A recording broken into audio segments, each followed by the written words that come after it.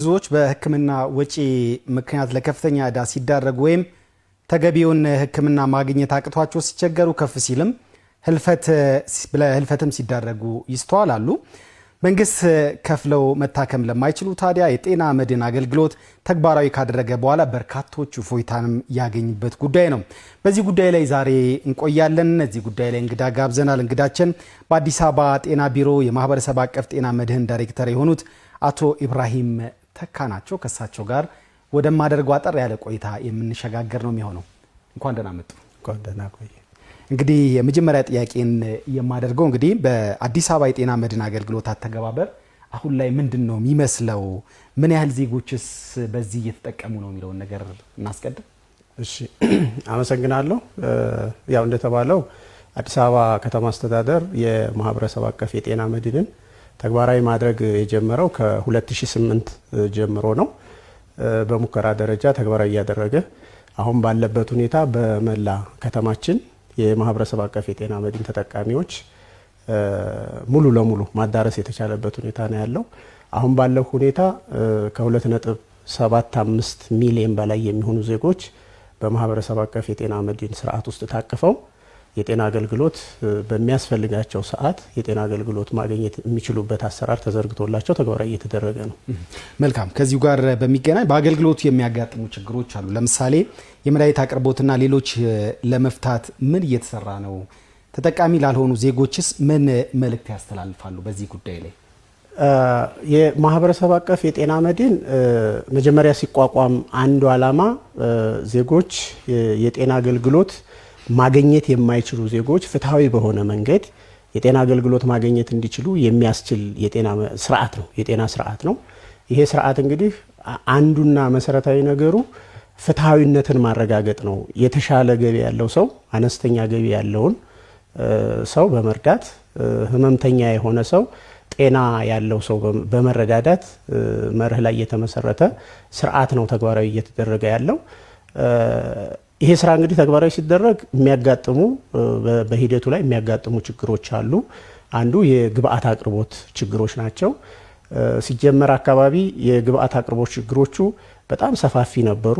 ደረጃ በደረጃ ቢሮ ከተማ አስተዳደሩም ጭምር ልዩ ትኩረት በመስጠት በተለይ የመድኃኒት አቅርቦት፣ የላቦራቶሪ አገልግሎቶችን፣ የባለሙያ እጥረቶችን ለመፍታት ሰፋፊ እርቀቶች የተሄደበት ሁኔታ ነው ያለው። አሁን ባለው ሁኔታ የመድኃኒት አቅርቦት ችግርን ለመፍታት በተለይ የማህበረሰብ አቀፍ የጤና መድን አባላቶች የከነማ ፋርማሲን እንደ አንድ ባካፕ መጠቀም እንደ አማራጭ እንዲጠቀሙበት ከከነማ ፋርማሲ ጋራ ከ70% በላይ ከ70% በላይ የሚሆነው የከነማ ፋርማሲ ተጠቃሚ የማህበረሰብ አቀፍ የጤና መድን አባላቶች ናቸው። ስለዚህ እነዚህ አባላቶች በተለይ በመንግስት ጤና ተቋማቶች በተለያየ ምክንያት የተፈጠሩ ችግሮችን ወይም ደግሞ የነበሩ ጥረቶችን ጋፖችን ለመፍታት የከነማ ፋርማሲን እንዲጠቀሙ እንደ አማራጭ ተወስዶ ከከነማ ፋርማሲ ጋራ በልዩ ሁኔታ ከተማ አስተዳደሩ በሰጠው ዳይሬክሽን መሰረት ከጤና ቢሮ ጋራ በልዩ ትኩረት እየተሰራ ያለበት ሁኔታ ነው ያለው። እነዚህ የግብአት አቅርቦት ችግሮች ከጊዜ ጊዜ እየተሻሻሉ እየመጣ ያለበት ሁኔታ ነው ያለው። ደረጃ በደረጃ እየተፈቱ ያለበት ሁኔታ ነው ያለው። አሁንም ቢሆን ከተማ አስተዳደሩ ልዩ ትኩረት ሰጥቶ ይሄንን ችግር ለመፍታት ጥረት እየተደረገ ያለበት ሁኔታ ነው። ኢብራሂም፣ ለዚሁ ጉዳይ ዞር ዞር ብለን ለመቃኘት ስንሞክር አሁንም መድኃኒት ታዞላችሁ ወደ ከነማ ፋርማሲዎች ሲሄዱ መድኃኒት የለም የሚባሉ ሰዎች ቁጥር ከፍተኛ መሆኑን ኤኤምኤን ታዝበዋል በቅኝቱ። ከዛ ውጪ የጤና መድን ተጠቃሚ መሆናቸው ሲታወቅ ሆን ተብሎ በገንዘብ እንዲገዙም እየተደረገ ነው የሚል ቅሬታም እንዲሁ ደርሶናል። ምን ማለት ይፈልጋሉ እዚህ ላይ?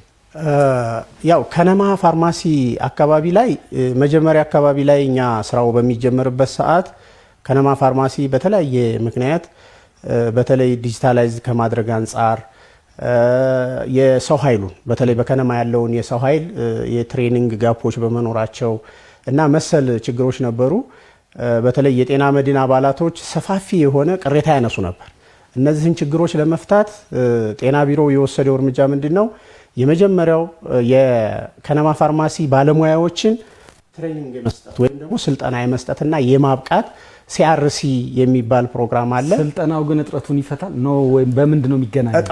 የእጥረት ችግር አይደለም፣ የኮሚትመንት ችግር ነው። በተለይ በመንግስት ጤና ተቋማቶች ያልተገኙ ግብአቶችን እንደ አማራጭ ነው ከነማ ፋርማሲን የተጠቀምነው እንጂ ሙሉ ለሙሉ ከነማ ፋርማሲ ሄደው አገልግሎት እንዳገኙ አይደለም። በአጋጣሚ ለምሳሌ ግብአቶችን ከግብአት አቅራቢ በሚያመጡበት ሰዓት በመካከል በሚፈጠሩ ኢንተራፕሽን የከነማ ፋርማሲን እንደ ባካፕ መጠቀም አለባቸው የሚል ከተማ አስተዳደሩ ዳይሬክሽን አስቀምጧል።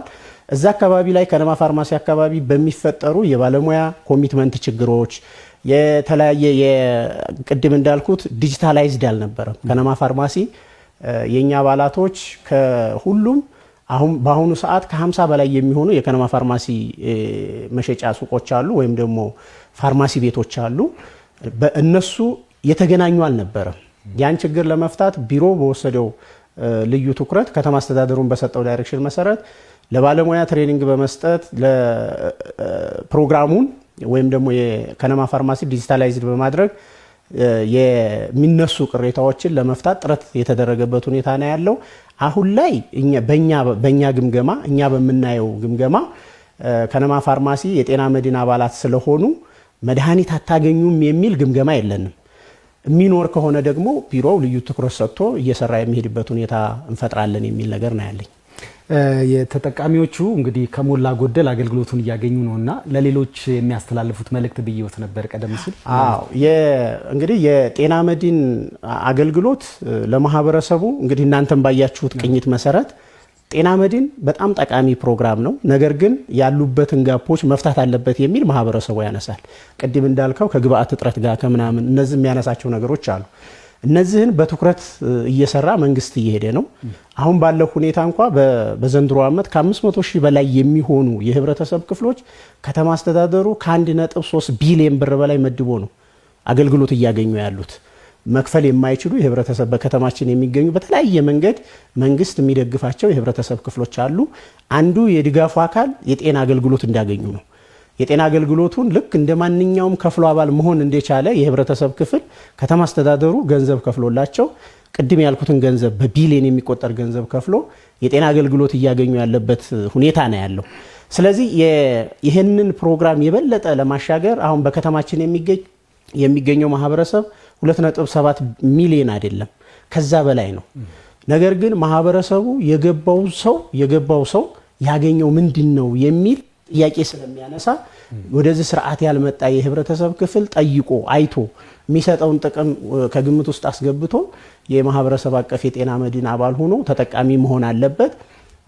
ካመመው ይጠቀምበታል፣ ካላመመው ደግሞ ለአካባቢው ለሚገኝ ጎረቤቱ፣ ዘመዱ ለሚታመም መርዳት ነው ማገዝ ነው የሚለውን ከግንዛቤ አስገብቶ የዚህ ፕሮግራሙ ተጠቃሚ የሚሆንበት አሰራር ቢፈጠር የሚል መልእክት አለኝ። ይህንን ጉዳይ በዚሁ ብቻ እናበቃም። በምዕራፍ 2 ከ1 ሰዓት እስከ 2 ሰዓት ድረስ ባለን ጊዜ ማለት ነው በሌሎች ጉዳዮች ተመልካቾቻችን ጋር የምንደርስ ነው የሚሆነው። እርስዎ ግን እዚሁ ስቱዲዮ ተገኝቶ ለሰጡን ሰፋ ያለ ማብራሪያ በጣም እናመሰግናለን።